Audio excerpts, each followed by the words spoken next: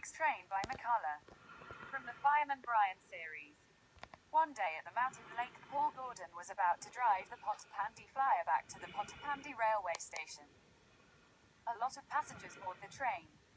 Paul Gordon gets in the train cabin and shovels coal into the boiler. Paul Gordon blew the train whistle and the train was on the move. Paul Gordon stops his train, but the brakes don't work because the brakes weren't on the train. Paul Gordon was on his runaway train with no brakes. Paul called the rescue team for help.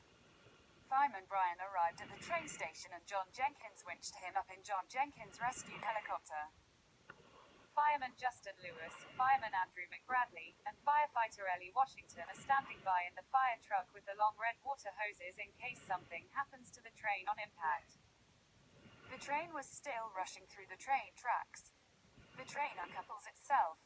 The train cabin was speeding through the train tracks, but the passenger car stopped all by itself.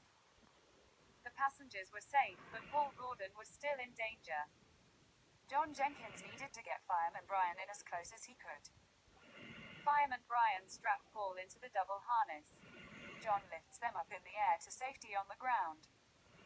Firefighter Kelly Green was in the water tender. The water tender was driving up to the back of the train cabin. The water tender's winch was automatically connected to the train cabin. Firefighter Kelly Green puts the water tender in reverse and hits the brakes. The water tender stops the train just in time. The train stops coming towards the train station. Paul Gordon was safe and back on the ground. The end.